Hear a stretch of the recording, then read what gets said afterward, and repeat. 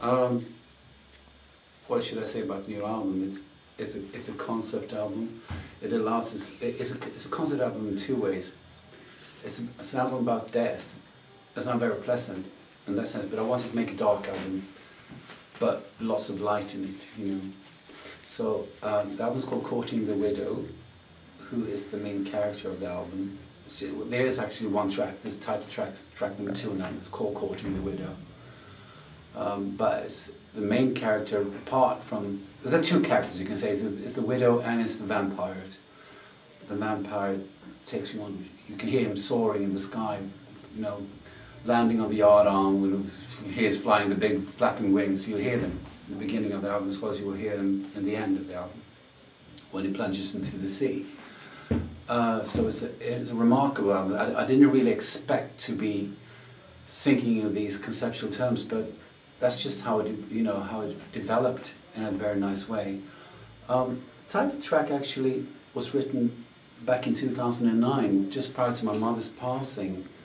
I don't know why. I think maybe the name of the song or the whole idea with the widow came from my mother's passing, even though, you know, it's a husband dying, but I died a little inside when my mother passed, of course. And so it's actually a YouTube clip up with me composing Courting the Widow. I didn't know at the time that was going to be, you know, the song, but my mother and I sat there and watched it on YouTube just like a week before she passed. So it's very emotional to me. And also that song was the first song I wrote after the Uniform album. So I'd taken a year off from writing because I was working with Roy on the first Angels of Mercy album. So it's a continuation from where I was after Uniform, and I wanted to be that because it's got a little bit of that world in it as well. You know, it's very symphonic and very sort of, it's not Genesis, but you can hear it belongs to that sort of era, if you like, very 70s. It's got the Mellotron, it's got Steve playing on it and stuff, so I absolutely adore that track. Well, that's actually the opening track. Courting the Widow itself is the second track, but it's the same kind of song, same kind of mood, you know. Very dark, very mysterious. I was going to ask you about some of the guest players. You mentioned Steve. Who else is on the album? Well, Roy Nostalt is on the album, as well as my dear friend Lars Druggen, lives 4 houses down the road from me. Very close friends. And also my soulmate, Nick Beggs, my fierce sister in crime. Plays bass on virtually the whole album, apart from 2 songs. Got Jonas Ringel playing on 2 songs. But Nick was supposed to play on those 2 songs as well, but there was just, you know, he didn't have time. He's been so busy with Stephen Wilson, and I know that Jonas was just jumping up and down. Can I play at least 1 song? Well, Jonas was going to get 2 songs, and he was very happy, and he delivered. Really, really fantastic playing. So I'm happy with that.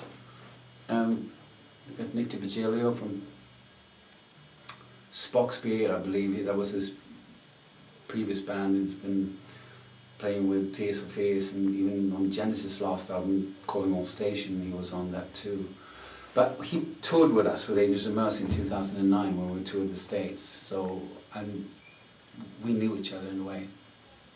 I just asked him, he was keen to play, and he just jumped at the chance, so he did that. And of course John Perry from Jethro Tull, who contacted me after we did the Orpheum Theatre in Los Angeles with Steve Hackett in December. He contacted me and was just so sweet and said the most lovely things to me. And I knew who he was, and I offered him to play on a song, and that grew into 2 more songs, so he plays on 3 songs. Ambjörg Lien is a Norwegian violinist.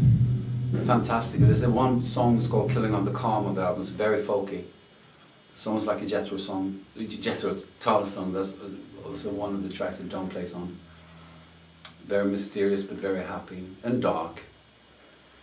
I combine darkness with light on this album, so it doesn't get too heavy on you. It's like there are some shiny moments, if you know what I mean. Guest musicians, I hope with Roger King, of course, Rob Townsend from Steve's band participate as well. And my cat Scroot. She moans and she purrs on a song called Ship's Cat.